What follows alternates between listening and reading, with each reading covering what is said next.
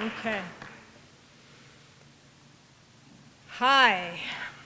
So, my name is Rachel Kaplan, and I recently wrote a book called Urban Homesteading, Heirloom Skills for Sustainable Living. And the question in front of me for you is, can small home-scale solutions have any impact on our large-scale global problems, which I'm not going to truly outline. We all know what we're facing: peak oil, climate change, corporate predation, ecological devastation, the widening gap between rich and poor, north and south. We clearly need a change.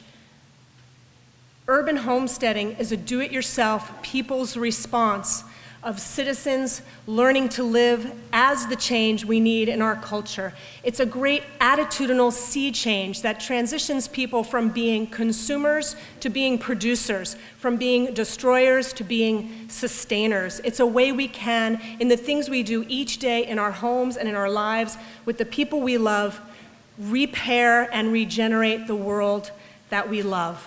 Now, urban homesteaders who are all around our country and really the world occupy themselves with the tasks of growing food, taking care of animals, growing soil, learning to preserve and share the harvest, taking care of energy, waste, and water needs, lowering consumption radically, taking care of ourselves so that we are healthy and well to meet the challenges of the time that we're in, as well as learning to regrow and renew our relationships with one another and the world around us. Now, when I talk to people about this in the world, they say there is nothing new about these skills. And I would say to you, that's right, there's nothing new about this. These are ancient, timeless skills that root us back into the lineage of human civilization. This is what people have always done to take care of themselves, their families, and their communities. But what is new is that urban folks who have maybe no skill, no land, no prior commitment to this, are really learning to transition from being members of an over-consumptive culture to being high producers of the things that feed them in their lives. So this is a good news story. One of the things we say in permaculture is that within the problem lies the solution, and urban homesteading is a really great example of that beautiful principle.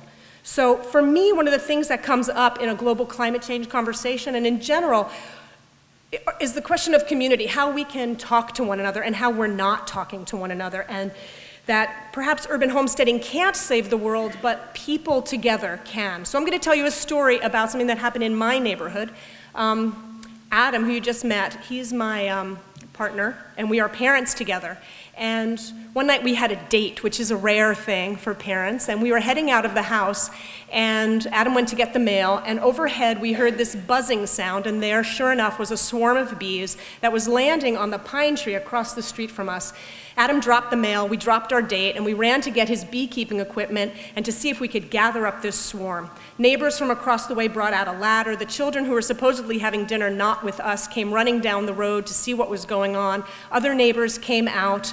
A neighbor's friend who was on his Harley motorcycle and completely terrified of the bees, he came out to see what was going on. And so here we all were, a really classic American block filled with people who were divided by classic American problems like race and cultural differences and educational differences and economic differences and different commitments to changing the world. There we all were, standing and watching this display of the bees. And someone brought out some wine, and someone brought out the children's dinner, and someone brought out a table, and there we were having this beautiful Tuscan moment together, as if we actually knew how to get along with each other. And this was good for us. We didn't get our date, me and Adam, on our own, but what we got was this opportunity with the people in our neighborhood to really talk to one another and to see how to further these conversations about how to get along. So for me, urban homesteading, which is all of these time-honored skills, holds in itself the promise of really regenerating our communities through these sort of actions. We can do great things, like this is the Brooklyn Grange, this is Queens, New York. We can grow tons of food on an abandoned warehouse rooftop, and that is great. And we can talk to each other about reverting to a solar-based lifestyle, solar panels on our roofs, limiting our consumption in all sorts of ways. We have this great technology in front of us, which is clear from the things people have been talking about before me, and I'm sure you were all talking about all day. But in my mind, local projects like this, localism is about learning to get along with the locals. And if we can't do that, if we can't find ways to cross all these barriers, it's going to be a lot harder for us. So for me, again, homesteading is about coming back to this sense of reverence for the world, the quality of our relationships, teaching our children how to look to the world with joy and wonder. So I would say to you, I hope you'll join us by learning to grow some food, or taking care of some bees, or taking a canning class, and I would encourage you to do it with your neighbors. You're going to get way more than you bargained for, way more than you expected. Life will be abundant, delicious. I think that's all. Thank you.